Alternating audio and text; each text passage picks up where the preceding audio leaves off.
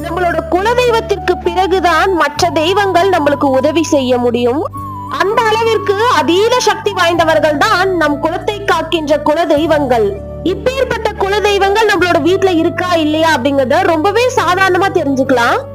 வீட்டுல வறுமை, பண கஷ்டம் இது போன்ற சிக்கல்கள் தொடர்ந்து இருந்துட்டே இருக்கு அப்படிங்கிற பட்சத்துல நம்ம வீட்டுல குலதெய்வம் இல்லை அப்படிங்கறத தெளிவா நீங்க புரிஞ்சுக்கணும். இதனாலதான் வருஷத்துக்கு ஒரு முறையாவது குலதெய்வ கோயிலுக்கு சென்று பொங்கல் வைத்து வழிபாடு செய்வது அப்படிங்கறது முன்னோர்கள் சொல்லிட்டு போயிருக்காங்க.